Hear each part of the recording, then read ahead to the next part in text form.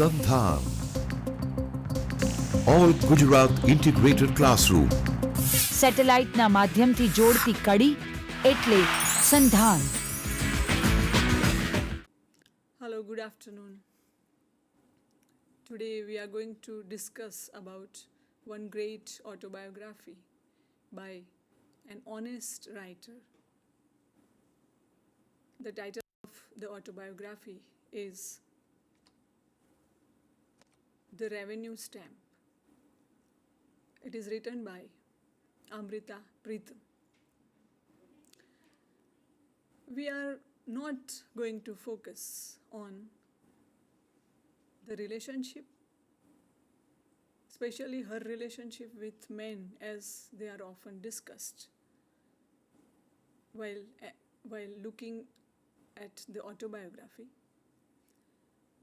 We would rather focus on certain dimensions which are important to go close to this great work of art. The framework through which we would like to understand this work would be like, what is an autobiography? My story and other stories. The pages of my life. The structure of this autobiography, the revenue stamp. Pen and artist. The phoenix symbol. And at the end of it, certain observations. So let us start understanding what this work of art is.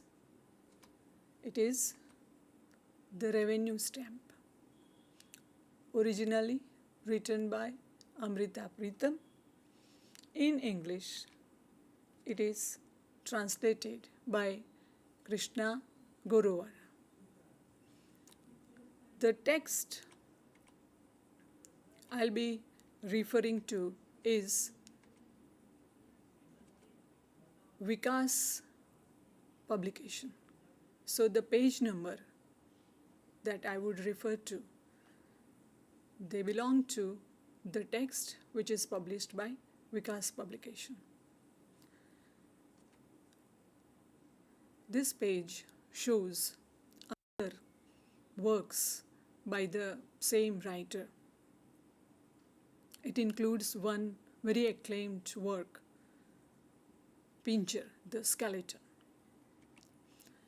Let me repeat that the work of Amrita Preetham is translated by Krishna Gorovara. So we should understand that in the process of translation, as it is well understood that certain things are lost, but at the same time, we do get glimpses into life. So we lose something and we gain something as we read a translated work in English. Here are the contents of the work. The autobiography runs into 6 chapters. Resurrecting time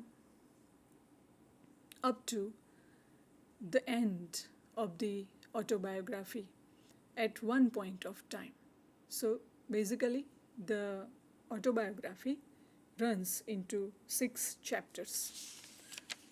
Now when it comes to the structure of autobiography, we should relate with the structure later.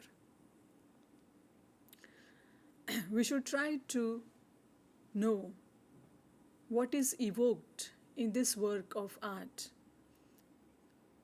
is the fine moments of life. There are pangs, trauma, separation, partition, violence, but at the same time, through art, the writer has presented finest moments of life, and thereby the writer has also related with the reader. Let us try to understand certain aspects of autobiography. Now, when it comes to certain aspects of autobiography,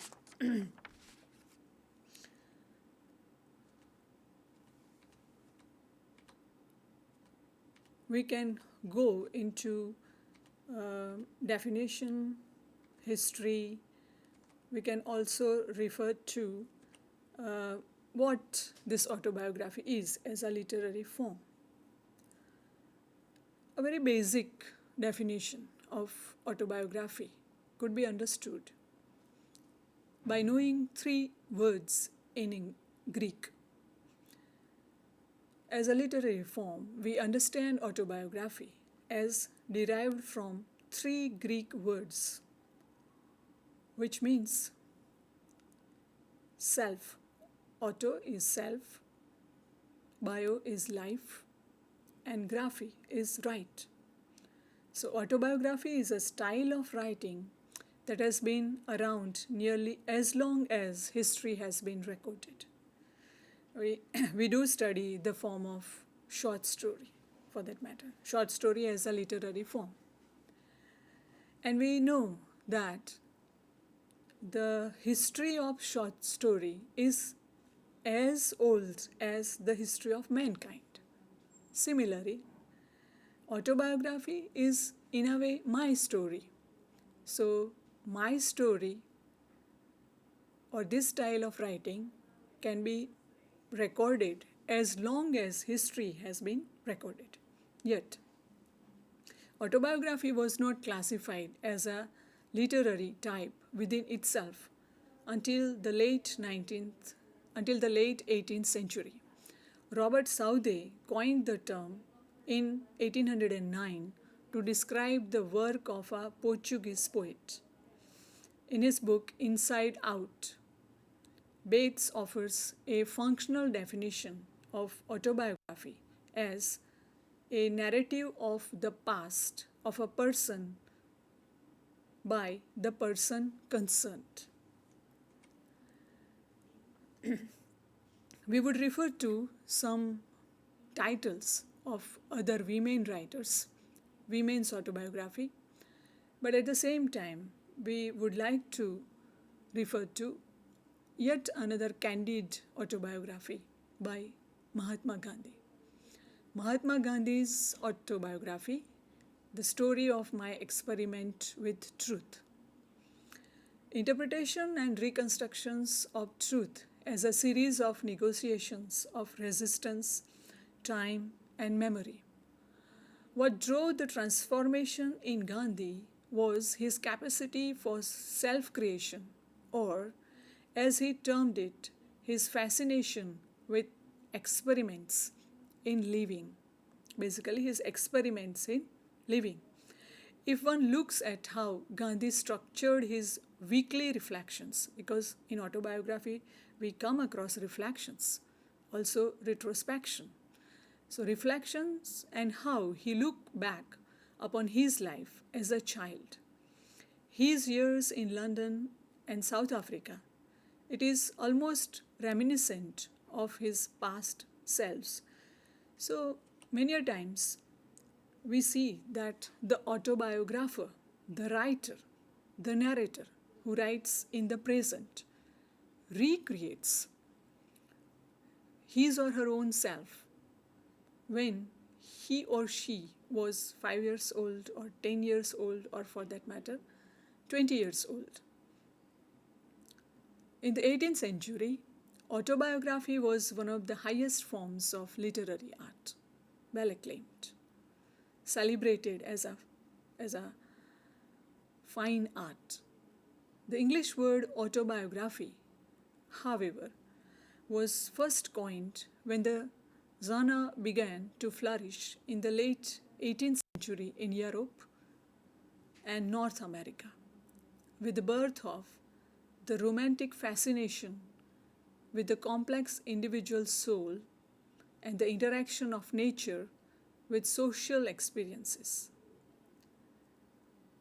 Rousseau's Confessions, which is considered as the first autobiography in the modern sense. Often autobiography takes the mode of confession. Benjamin Franklin's autobiography in 1784, Frederick Douglass' History in 1788, and Gibbon's Memoir in 1796. So if we look at the history of autobiography as a literary form, as a literary art, as a literary type, we could see that it flourished during the 18th century. And let me repeat, it was considered as a fine piece of art. Now, when we look at the characteristics, some other aspects which are more characteristics of autobiography, are a wish to relive one's past. Now, we should try to emphasize the word relive. You have already lived that moment, but you try to relive your past, your childhood, adolescence, youth, affair, marriage, whatever. So you have a wish to relive your past. That's why, as said earlier, it is reconstruction, recreation of one's past. And thereby, the writer, the narrator, or the speaker is writing in the present. Matter, Amritaji is writing in the present with reference to the publication of this book in 1994. She is writing in 1980s, but she is referring to what happened to her in 1920s, in 30s, in 60s. So there is a wish to relive one's past. The other characteristic could be to give sense to one's life. Now, according to Samuel Beckett, we find more absurdity in life. Life is absurd. It has lost its meaning. But when a writer writes his or her own story, that is autobiography, the writer also tries to give sense, to give meaning to one's life. What is the purpose of my life? What is the importance of incidents that happened in my life? What is the significance of actions and stands I took at a certain point of time? So, there are certain characteristics of autobiography, as just recently mentioned. It is a wish to relive one's past. At the same time, it is also to find meaning or to search meaning in one's life. So, Amritaji's The Revenue Stamp, wherein the title is also very significant. Why the revenue stamp? Because it is an honest expression. It's a clear account. She doesn't hide anything, be it physical, psychological, or emotional. She talks about whatever that happened in her life. And this frank, honest expression emerges as a fine work of art, as one representative of humanity, as somebody who is not a cynic, who does not lose hope in life. And that will be very clear to us when we read the end of this autobiography, The Revenue Stamp, you will see that cynicism is completely absent, though she had witnessed much violence, criticism, bias, prejudice. She had been victim of that. She had the trauma of separation, of partition, and still she is trying to find the meaning of life. So these are some of the characteristics. For example, wish to relive one's past, to give sense to one's life, a pleasure felt in writing that often comes as a surprise to the author, because in reliving and in recreating one's own self, certain things come spontaneous just at that time, and it is a pleasure of reliving your life at the same time knowing your life. Finally, the presence of the literary type's defining feature that Lazan calls the autobiographical pact made with the reader, in which the promise to tell the truth is sealed by the author's name and signature. I would like to make a statement here that in this creative art, the art of autobiography, not only the writer, but the writer is reliving his or her past, but at the same time, the reader comes across certain fine moments in the writer's life. We would see certain instances from the text a little later, because, as I said, so far as the framework of this presentation is concerned, first we are trying to understand autobiography as a literary type,